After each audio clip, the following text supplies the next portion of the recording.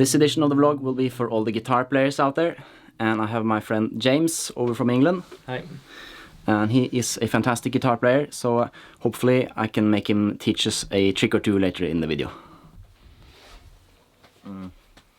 So I've known James for a good few years now, and so far we've released one album together and done a few tours. And it's been great fun so far. Yeah, so I'm up in Engerdal for a little while now, and Anders and myself have been working on some new and original material, which is starting to sound really interesting. And in a couple of weeks we'll be taking that down to Oslo and recording with bass guitar, steel guitar and bouzouki. So I'm really looking forward to that and getting stuck in. So it's great working with James again. And what I really like about your guitar playing, James, is that you seem to be able to transition effortlessly between the traditional style and the more contemporary style, if you will. And I was wondering, could you just say a little bit about where or how you've developed your style on the guitar? It's a really interesting question, and I get asked this a lot. So I'm from a place called the Lake District in the north of England, between Manchester and Scotland on the west coast, and there isn't a particularly strong music scene there. There is a music scene and some really good players, but I started in my late teens to travel to festivals in the north of England and Scotland and Ireland, and I was meeting all kinds of musicians. I was meeting Scottish, Irish musicians from both the traditional music scenes and contemporary scenes.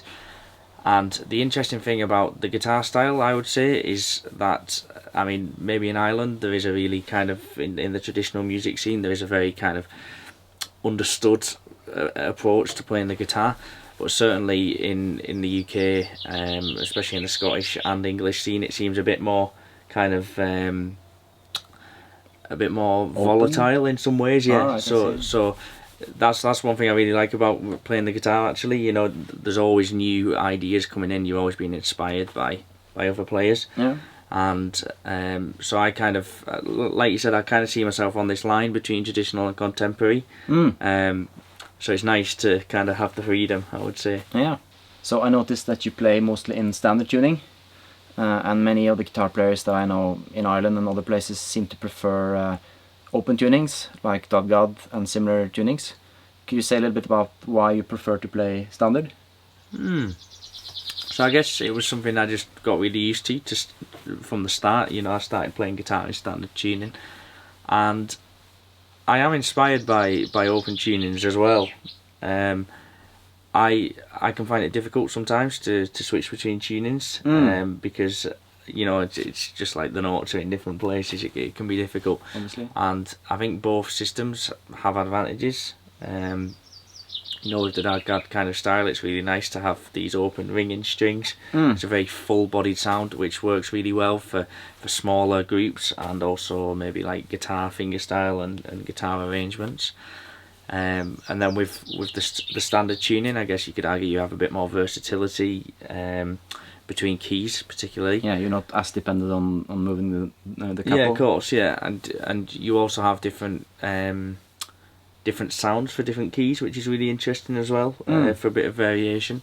So what I've noticed about many people who play standard is that they seem to be sort of stuck in the lower part of the guitar, whereas you seem to be able to utilize the whole neck and playing both like higher notes and lower notes in your chords. Is that something you've been working a lot with? Yeah, definitely. So, I mean, I guess we could take the example of a bar chord, for instance, where you're fretting every single string on the guitar. When you're playing in different keys, which is really common in Irish, Scottish music, you've got all these open strings which are available to you. Sure. So it's not, I don't think it's always the case of making sure you kind of fretting as many strings as possible. No. I think it's important to make use of the open strings. And a big part of your style seems to be that you are also dampening strings in your chords. Like sometimes it seems to me that you're maybe dampening 2 strings and pressing down on 2 strings. Yeah, so that's quite an important technique, I would say, particularly in my style, in standard tuning. I imagine you've got a few guitarists on your channel. I believe so, yeah. So maybe I could take them through a few chords or something, if that's okay. Yeah, I'm sure they love it. Yeah.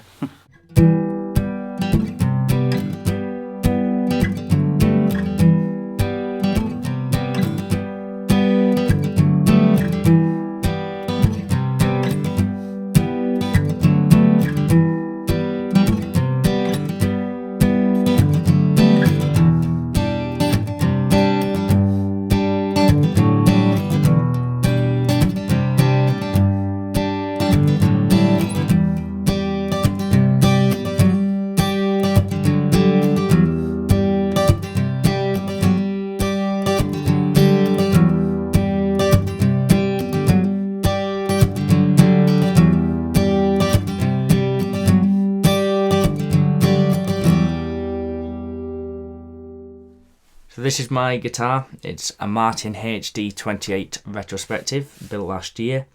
It has a dreadnought body, so it's nice and big and it projects really well.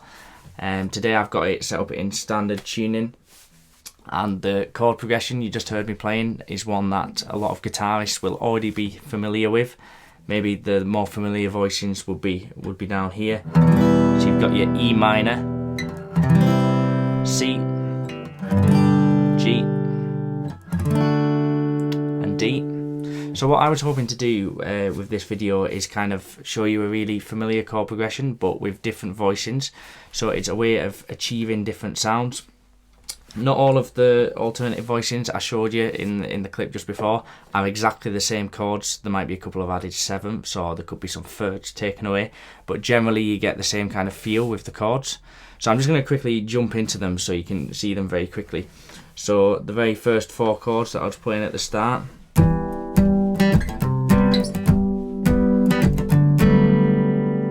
So these ones are basically E minor to start with, and a C. You've got no third in the C, and you've got a B on the top, so you get like a C major 7th kind of feel. And then jumping up to a G chord there. There's actually no D in that chord either, so there's no 5th in that chord. And then just sliding down here with the D on the bottom E string, and maybe even the B if you want to still get that ringing sound. So here you've got D, F sharp, A, G, B. So you've actually got 3 tones right next to each other there. Or if I play them in ascending order, which is like a really nice kind of ringing feel, which is really nice. So those were the first chord I played, and then I dropped down into kind of a more deeper kind of chord progression, really open the guitar up at this point. It gets a lot more kind of bassy and just more kind of fuller sounding chords. So the first chord here, it's quite a stretch. This is like your E minor chord here, but it's also got a D in it as well. So the chord is mostly got 2 G's and a D, so you've still got the kind of G feel, and also you've got the B, the third, then you've got the E in the bass. So you could kind of describe it as an E minor 7 chord, or some would call it maybe a G with the E in the bass. So that's the first chord, and then a very nice easy little switch here to the second chord is just by moving this B up to the C and not playing the bottom string, so you get really nice chord progression. The next movement's very similar again. Well, very nice and simple. You just move this C chord on the bass to the G, so you get a nice open feel. So fine. Then the next chord is a little bit trickier. It requires 2. So these 2 fingers on 5th fret, 4th, an open G string, and then 3rd fret on the B string. This is an interesting chord, so it's a D chord with the A in the bass, but then you've also got a G in the chord and an F, and you've got the 3rd, which is the F sharp. So you get a nice kind of sus4 kind of sound, which is just gorgeous. But notice I'm not strumming every single string in these chords, so you just need to be mindful you're not hitting, say for instance, the top E string. Yeah. I mean, it's nice, but I'm just playing the 5 strings. So they're the first lots of progressions, and then we've got these higher chords now, which really kind of bring up the kind of bright feel. So the first chord would be this one, which is, again, it's kind of like that G sounding chord, but with the E in the bass. It's a very open chord. You've got the 5th on the top, the nice high ringing D. From here, you can use the thumb for the next chord, just on the C there. And this might be really difficult for some people to start with. It's a little bit like bar chords. It can take a long time, but once you get used to it, I mean, it's a really handy tool to have, being able to use the thumb for your bass notes. So from there, you just use the thumb onto the C, and then from there you can just let go and let it just dampen. Just leave your hands down, so you've got the G in the bass this time. It's not really in the bass, but it's the lowest note in the chord. And then from there you can just...